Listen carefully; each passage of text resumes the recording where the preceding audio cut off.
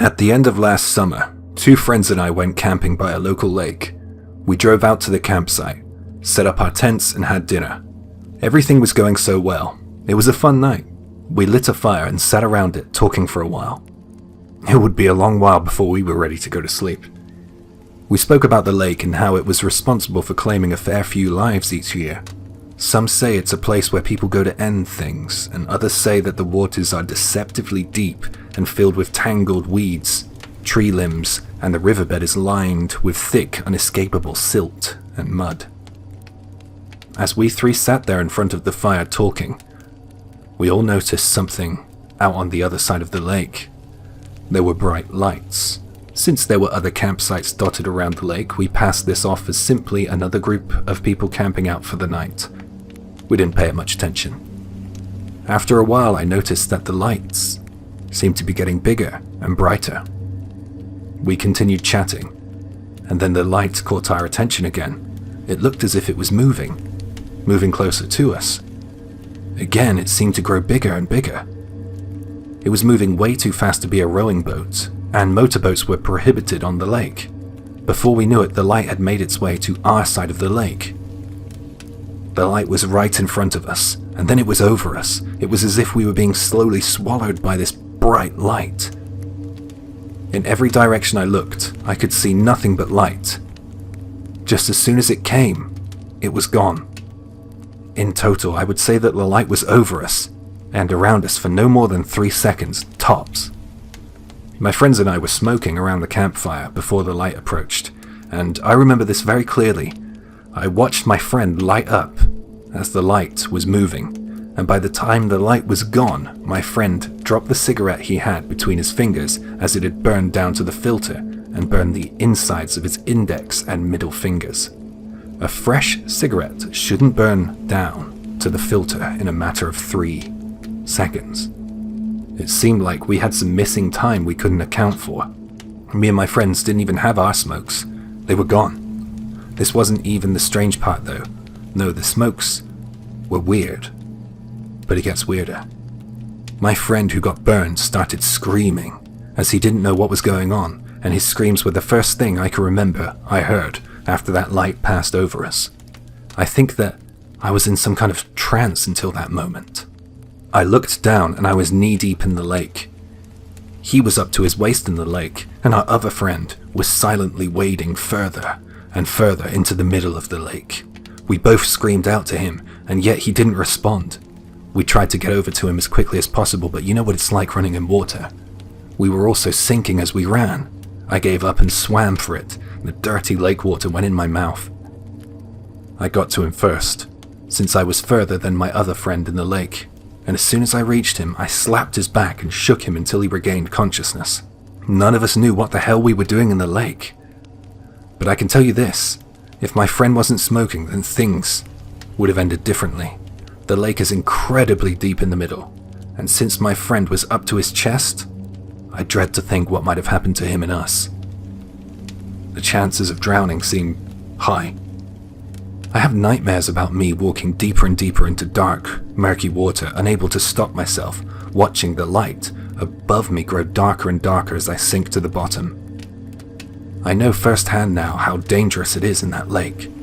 I have no idea what that light was. Was it something paranormal or extraterrestrial?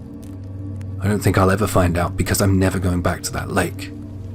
We got out of the lake, dried off, and packed everything back into our car as fast as we could, leaving most of the things we brought behind.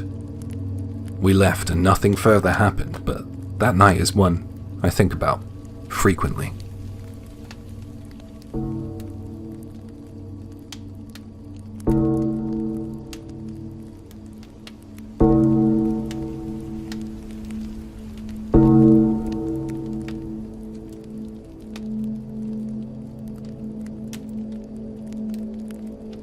Last winter I went on a camping trip with some of my work colleagues. The location of the campsite was on some land owned by one of my colleagues' family members. It was his uncle's. His uncle passed away a while ago and the land went untouched and grew wilder with each coming summer. As soon as we got there, he said that the terrain was rougher than he had anticipated. There was a river and a steep hill, and surrounding the campsite from all angles was a thick, dense forest. It was the definition of secluded. We pitched a tent by the riverbank. There was gravel in some areas, but we found a good spot. We built a campfire and made dinner. It was really relaxing. We were chatting long into the night, enjoying having the run of the land. We didn't need to worry about making too much noise because it was my friend's late uncle's land. As the hour grew later and the sky grew darker, we found ourselves running out of steam, and we began to wind down for the night. I was halfway through a story when I noticed that my colleagues weren't listening to me. They seemed distracted by something. They were looking beyond me, across the river, behind me. I turned to look and I saw a dark silhouette. It was the shape of a human. There was a person out there, on the other side of the river. It was a dark night. We only had the campfire, so we couldn't really see clearly. The mood shifted once we saw that silhouette. There was tension in the air. My colleague started to get nervous.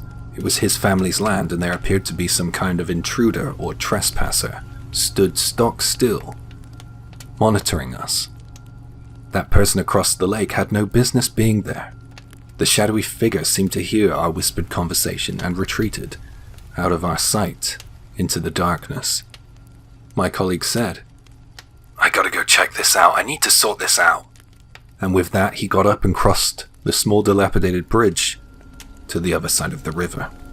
He went off into the darkness and told us to stay by the campfire. I thought he was very brave to do that. I mean, if he had waited a couple of minutes, I guess we could have all gone with him, or at least talked about it. But it kind of was his land, and I guess the beers that we had shared had made him confident, so I thought, more power to you. We heard his footsteps fade out as he moved further away from the camp.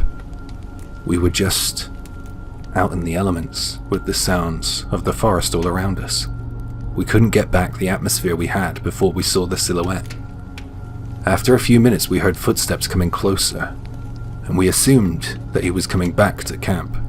But the footsteps ended up changing direction, and they retreated back towards the darkness.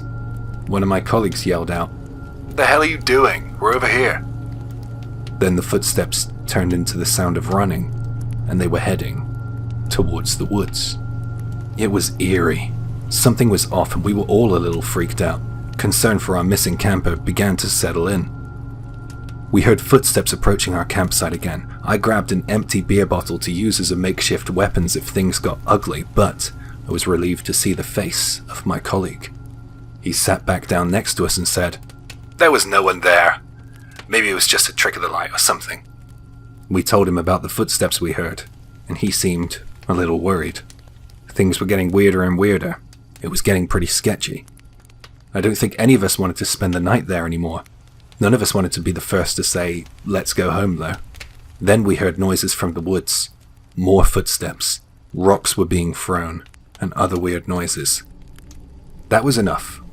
There were people out here, and they were hostile. We packed up and got out. We went home without seeing a single person. Whoever was out there messing with us knew the hills and the woods better than my colleague did. I'm not sure what the hell that was, but I'm glad we didn't stick around to find out what would come next.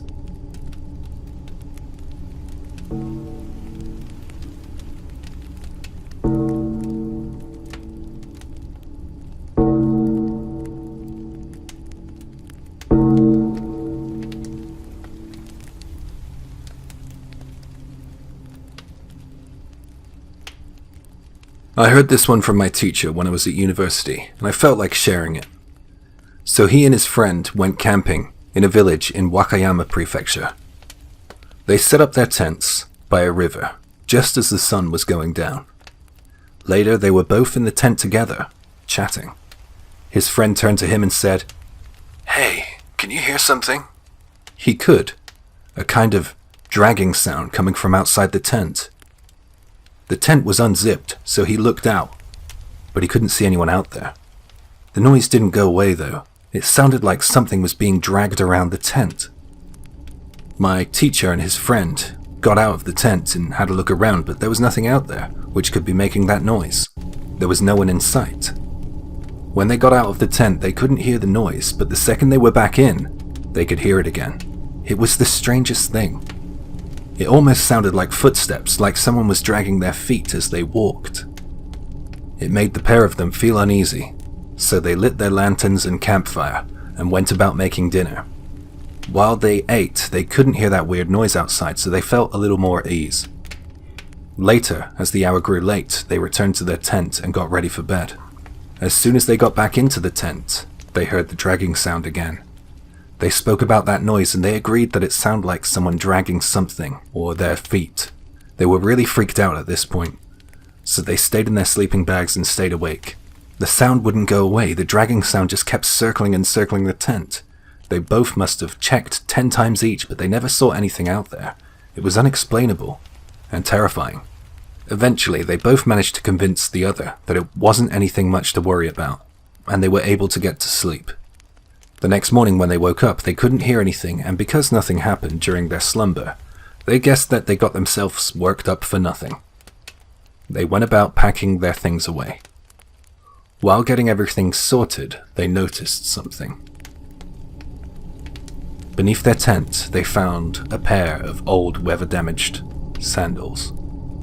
My teacher, who is a local to the area, said that a month before he went camping, an elderly woman lost her life in the river. My teacher believes that the circling sound was the spirit of that old woman searching for her missing sandals.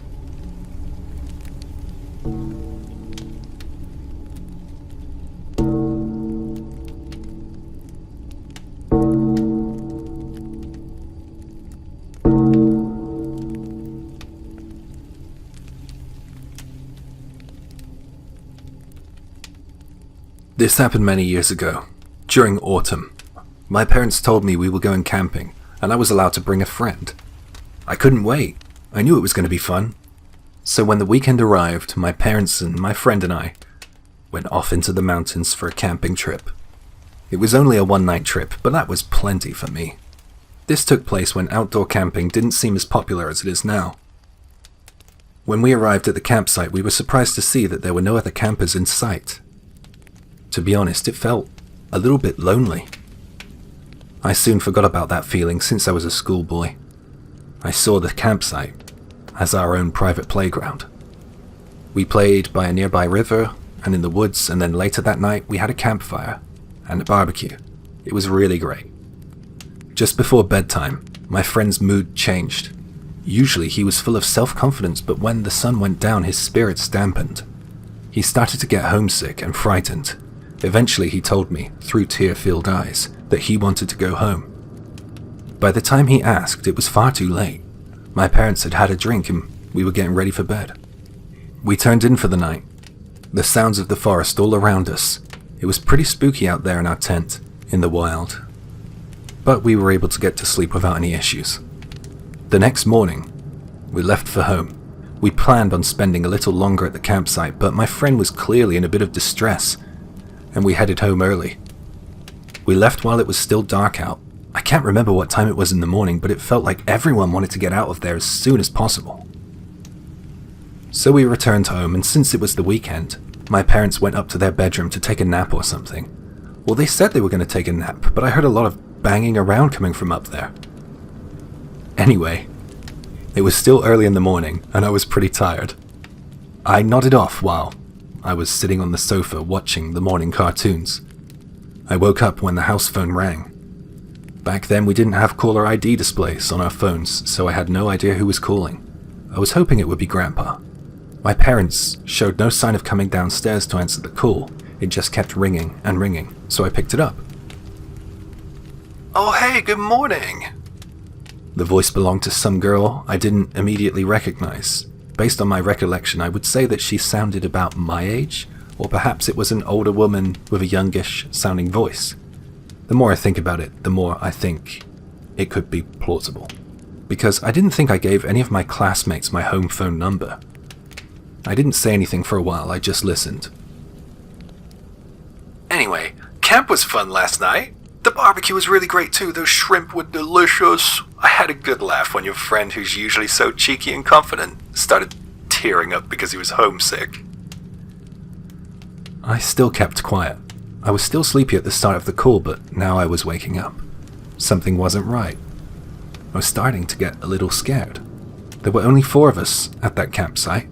How the hell did someone else know what we were doing out there? I couldn't answer that question by myself, so I asked the mysterious person on the end of the line. After some silence, some potentially shocked silence, I got my answer. Not the answer I wanted or expected. Because we were together the entire time. And with that, I heard a click, followed by the dial tone. I was really freaked out, but I instantly thought that I might have been pranked by my friend. I called him immediately, but he said that he didn't tell anyone about what we did at the campsite, except his parents. He said he was so embarrassed by everything, he didn't even tell them the part where he was feeling homesick.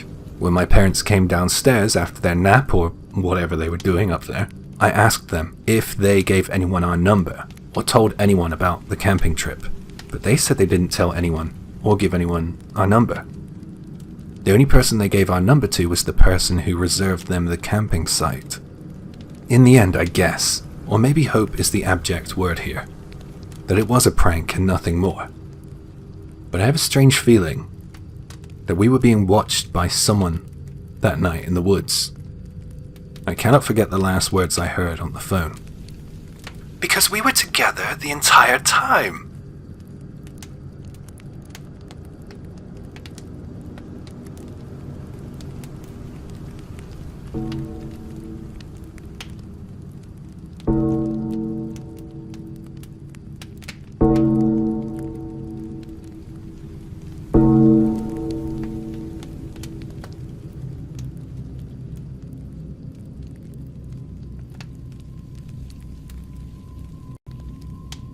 When I was in elementary school, I joined a camping trip for 2 nights hosted by the school during summer vacation. The campsite was about 2 hours from the nearest town. It was a proper camping trip. Even though it was technically a campsite, it wasn't very well maintained. There was a kitchen and a bathroom, and that was good because at least it wasn't just the tents, you know? But the place wasn't in great shape. Everything was dated and kind of shabby. The toilet was more of an outhouse, to be honest. It was way out in a field. The campsite was really close to some swampland, and on the other side was a cliff. Even as a kid, I remember thinking, this is a really unsafe place to camp. We had plenty of activities available, such as hiking and fishing in the day, and campfire and doing dares at night. On the first night I was there, I took up one of these dares. I thought it would be a simple dare, but it was different to the ones I did that age. We call them tests of courage. And, you know, they're not usually this intense. This was a dare that was created by the teachers, by the way. And it went like this. Go into the woods at night without a flashlight alone and stay there for a while. There were rules to this dare too. If you start running or you scream, you'll alert the wild animals and become one of the kids who go missing around here. This is what the teachers said. I can understand that they were trying to make it fun for us, and I'm pretty sure that we were perfectly safe, but looking back on it, I guess that was kind of strange. We were told to stand there, in the woods, with no light, in complete darkness, and in complete silence, until one of the teachers came back to get us. Even though I didn't really want to do this, I went along with him. I was somewhere far from home and far from civilization in the mountains. I was a pretty obedient kid. So I walked with the teachers and their flashlights out into the middle of the woods. It was so dark, and all I could hear was the sound of insects and the slow sigh of the trees. We got to where I guess was the designated spot, and the teachers' flashlights went off, and I heard them trudge away over broken branches and through thickets of weeds and bush. When that flashlight went off, there was nothing but darkness all around. There should have been other kids close by doing the dare with me, but I couldn't hear anyone else. I couldn't tell if my eyes were open or if they were closed. It was that dark. The air was acrid and warm. It seemed to cling to my skin. I heard the occasional rustle of bushes and the call of the wild. Some unknown animal was barking in the distance. I hoped that it was the distance. It was hard to say if it was near or far. I guess in reality, I was only out there for a few moments. No longer than 5 minutes at tops, I guess. But those moments felt so long. It was so isolating. I felt completely alone in the world.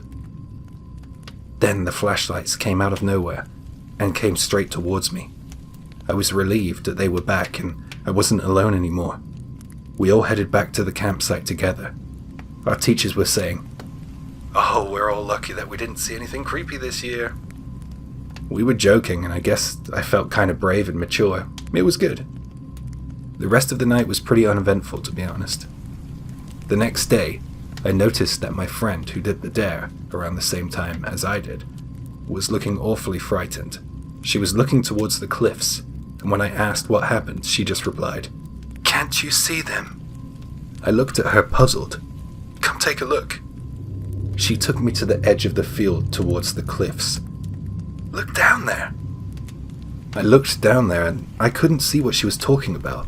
There was nothing but a flowing stream down below. But my friend looked like she was on the verge of tears.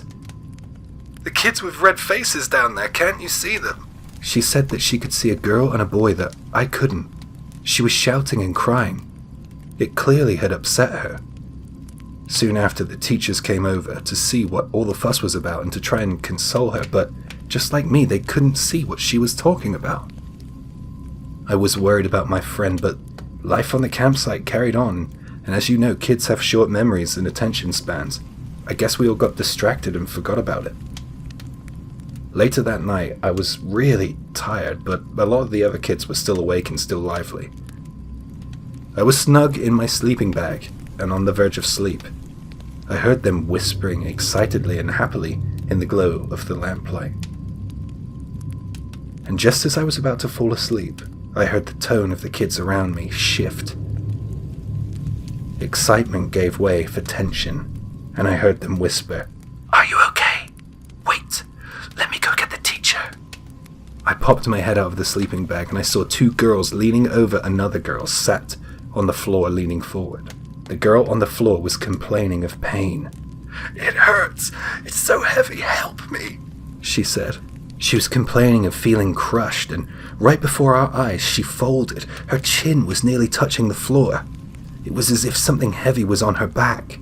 She cried and she screamed, and everyone in the tent was panicked. It was one of those huge outdoor tents, by the way. Everything was happening so fast, it was so stressful. Everyone was so frightened. I never heard screaming like that before. The teachers came rushing in, and one had a bottle of salt in their hand. He sprinkled it everywhere and started hitting the girl in the back with his palm, and miraculously, the girl stopped crying and screaming. She was up on her feet like nothing had happened.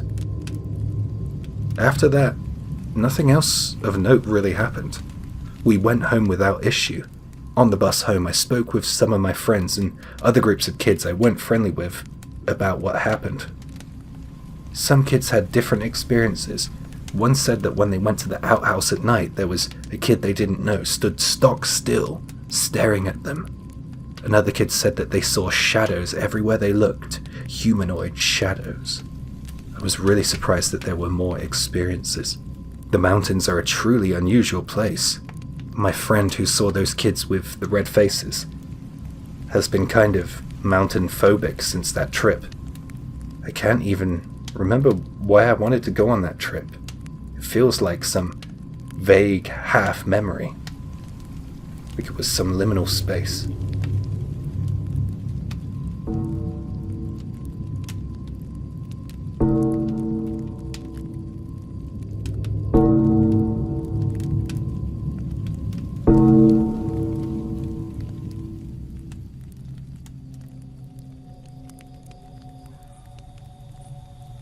This happened when I was in high school. My friends and I were all camping together deep in the forest. We had just finished dinner, and we were clearing things up, joking around, and that's when I heard a huge thud. By the expressions on my friends' faces, I was certain that they had heard it as well. It sounded as if something had fallen by our tent. It was dark. We grabbed some flashlights and we went in search of the source of that thud. There was something big and white laying on the ground. It looked like an animal. We were freaking out. We shone our torches at it from a distance. The more we looked at it, the more it looked like a body. A human body. He had fair or balding hair, and we approached slowly. Something was wrong though. His limbs were bent in impossible angles. We rushed in, realizing the gravity of the situation, and we got close enough to have a good look. We now knew that it wasn't a human, but it was as big as a human. It was a mannequin. Where the hell did that come from? Did someone throw that at us? We scanned the area with our torches, and no one was around. We didn't even hear footsteps or anything when it happened. We were camping deep in the woods, and we didn't see anyone else the whole day. One of our friends decided to be a watchman, while the rest of us packed up as fast as we could. We got the hell out of there, leaving that creepy mannequin lying face down in the dirt.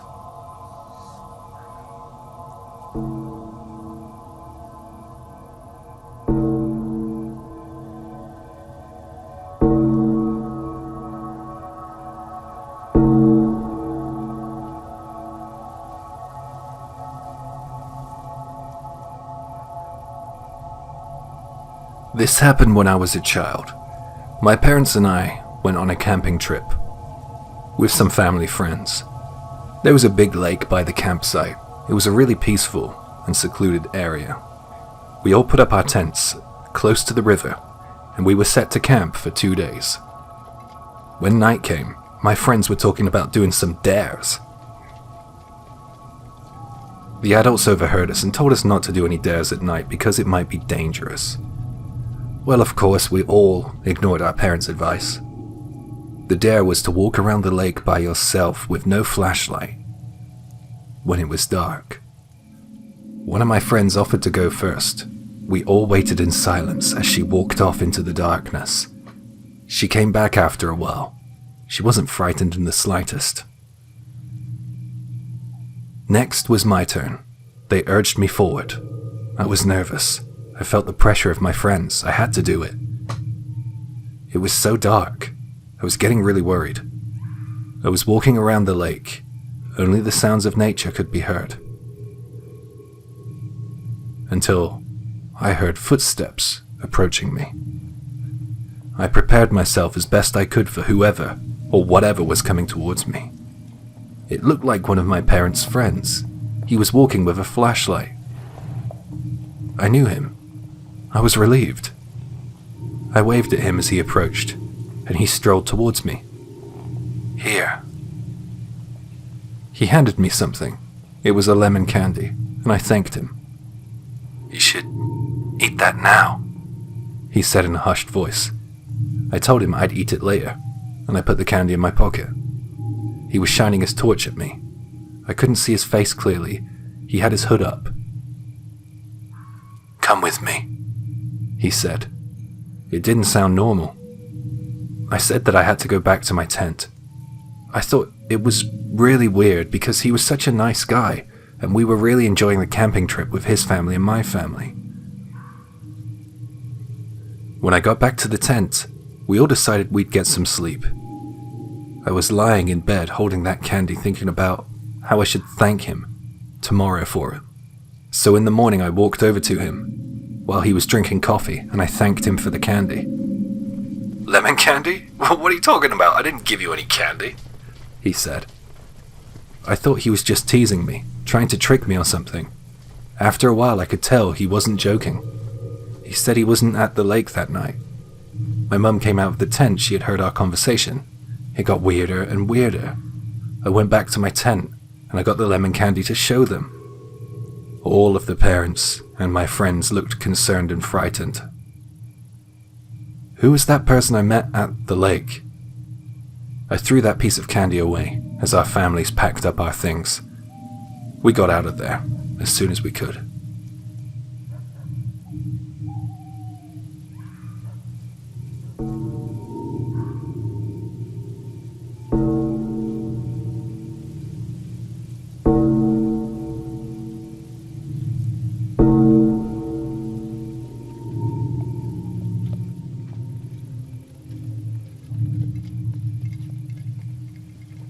This happened in 2009 when I was fishing in the summer. It was an area with steep hills and cliff faces. It seemed like a place where locals wouldn't pass through, as it was a bit of a trek to get there. It is said that the river is home to big game fish. It was really secluded. It was the weekend, and I imagined there to be a couple of people, but I was delighted to find that I was the only person pitched up on the river. After setting up my tent, I cooked and relaxed a little, then went off to sleep in my sleeping bag, in the tent. It was nighttime. I planned on getting up early to start fishing at daybreak. I was having a perfectly sound night of sleep until I heard this horrible loud sound. It shocked me out of sleep. I opened my eyes immediately. I didn't know where I was for a second. I hate that feeling. I couldn't hear the sound anymore, but my tent was shaking. I looked at my watch. It was 2 a.m. I told myself in my half-asleep state to remain calm and composed. I thought, wow, maybe this is that sleep paralysis I've heard about. I considered that it might be happening, or I was suffering from some sort of auditory hallucination. But this just seemed too real. This was no sleep paralysis, I realized with a shudder. Another possibility crossed my mind, a rock fall. I remember checking the cliff before I pitched my tent. It wasn't rocky. The soil was hard and dry, since it was summer. But this wasn't an impossibility. I didn't think that it could be a human in the middle of the night outside my tent. That thought was too terrifying to consider in the dark alone, so I tried to think of other possibilities. Because I was working myself up, getting frightened, I knew I wouldn't be able to go back to sleep. I turned on the light in my tent, which put me at ease a little, but I didn't feel like going outside to check.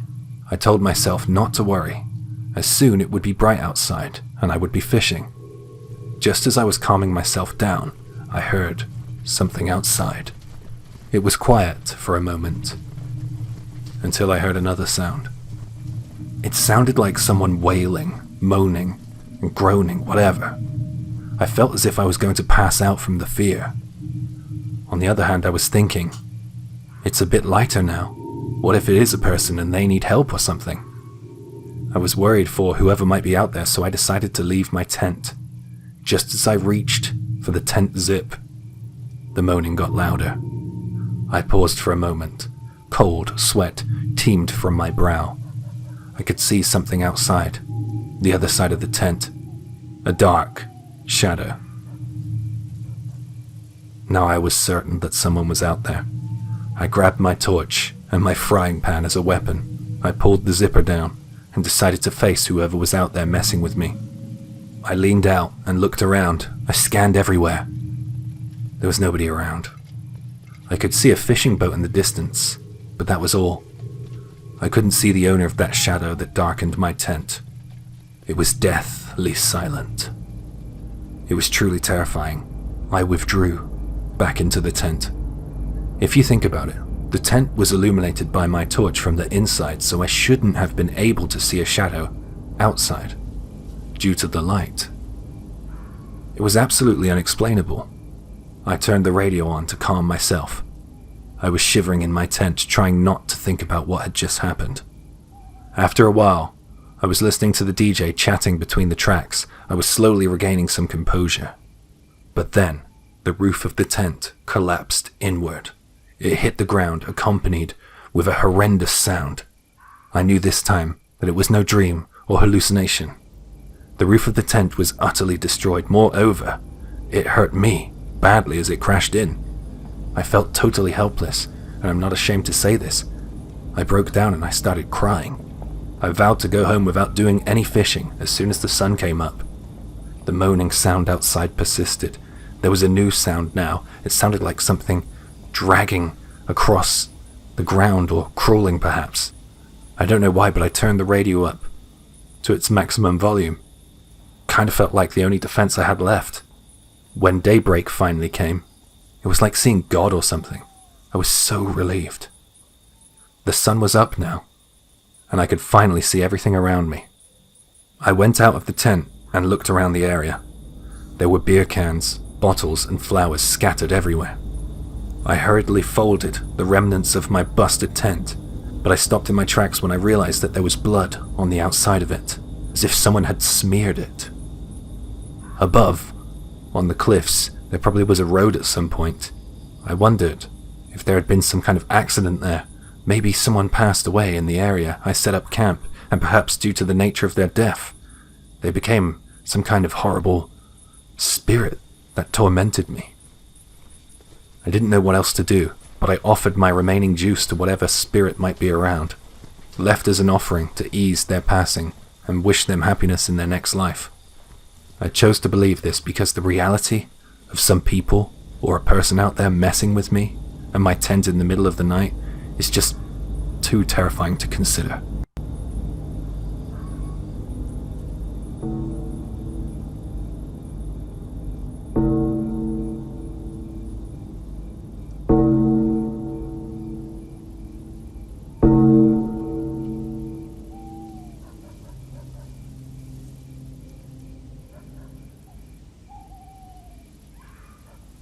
I work for a wildlife magazine.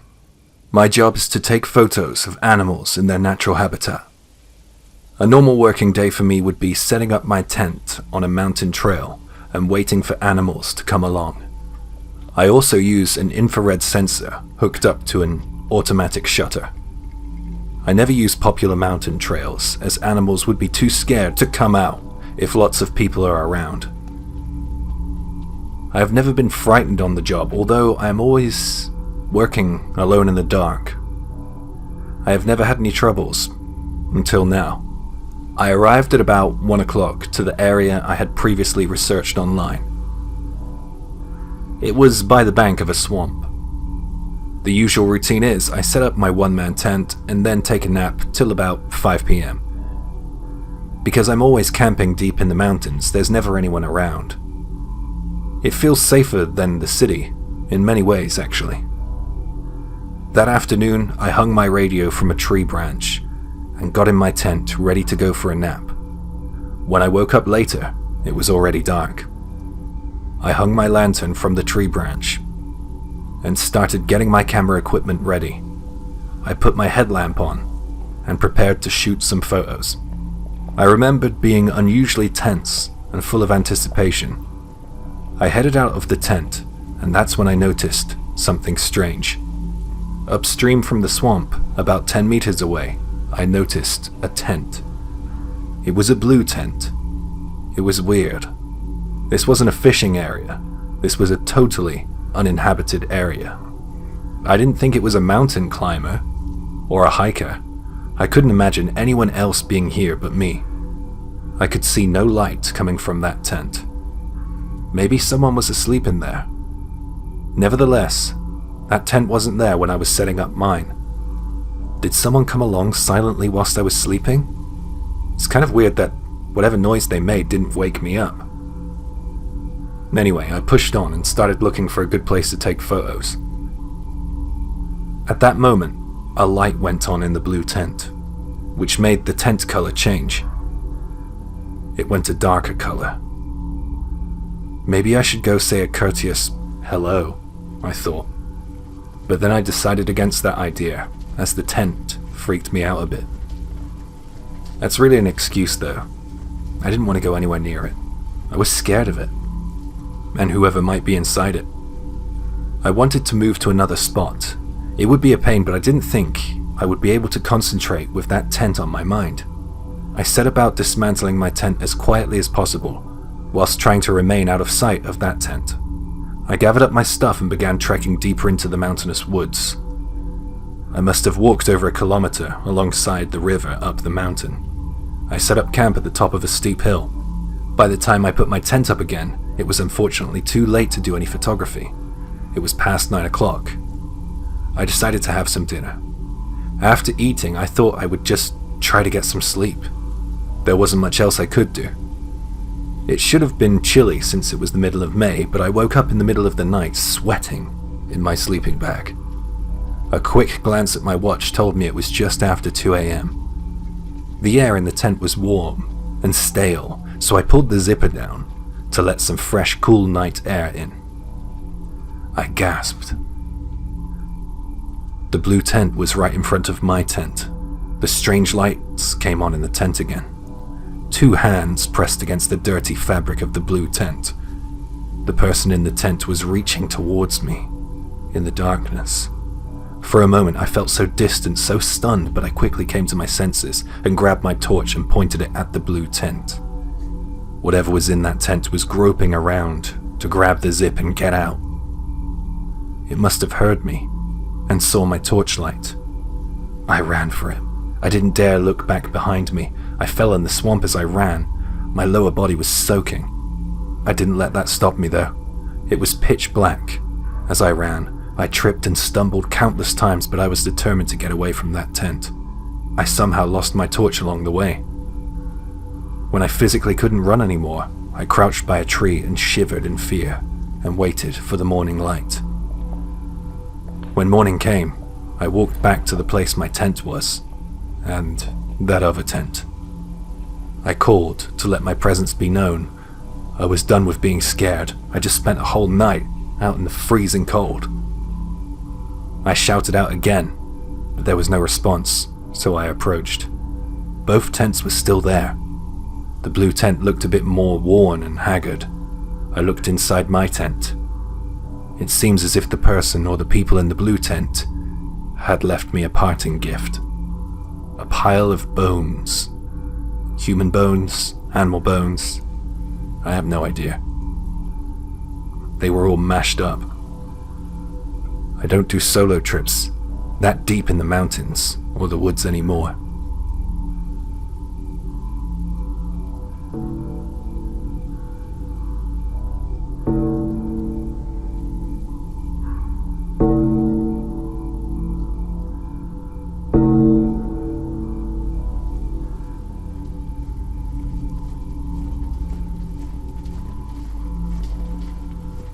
A few years back, a bunch of friends and I went camping in Ibaraki during spring vacation. It was May. The weather was good. I went with 3 friends, so 4 men in total. 3 of my friends go to this camp basically every year, but for me it was my first time. I hadn't been camping with these guys before, but I was excited to join them. They sold it to me pretty well. They said the beach was beautiful. They said that there is usually not that many people around on the beach, so we could do whatever we felt like without others bothering us or annoying us. After coming off National Highway 51 and going down a narrow road for a few hundred meters, we arrived at the beach. We saw a family camper van just by the entrance to the beach, so we decided to pitch up away from them, about 200 meters. By lunch, the beach was full of surfers, but by dinner time, they had all cleared off. The beach was empty, for as far as the eye could see, except for the family camper van, just us and them. As there were no lights around, and it was so quiet, I fell asleep way faster than usual. We all slept in the same tent. 3 of the guys slept side by side, and I slept at the bottom by their feet near the zipper of the tent. Kinda like a dog. I woke up in the middle of the night with a desperate urge to piss. I thought I was going to piss my pants. I checked the time on my phone and it was past 2 a.m. I've never been one of those people who are too afraid of the dark or superstitious in any way. So that night I was listening to the waves as I was getting up. It was really relaxing. The only problem was I heard another sound. It was clear and distinct, and it made me freeze in my sleeping bag. It was coming from no more than 5 meters away. It was a strange sound. It was coming closer to our tent. From the weight and the interval of each sound, I intuitively felt that it was footsteps. I couldn't see any light outside. Walking along a secluded sandy beach with no flashlight? That's pretty strange. We were a good distance away from the family camper van, so they would have no reason to be walking so close to our tent. Plus, I heard the footsteps coming from the opposite direction. Is this a person? It sounds human with its slow, deliberate steps. My head was spinning. I was sweating in the darkness of the tent, and I didn't dare to move a muscle. It was already too late. I could hear those footsteps circling our tent. They sounded like they were right outside, no more than 10 centimeters away. Whatever it was, started walking around our tent clockwise, just circling it. What the fuck are you doing? I wondered. What do I do? I thought of trying to wake one of my friends, but I didn't want to make a sound. I was too afraid to leave my sleeping bag. I fought the urge to use the bathroom, and I just tried to stay as still as possible. I hoped and prayed that the footsteps would just go away, but things got worse. The footsteps continued circling clockwise, going round and around.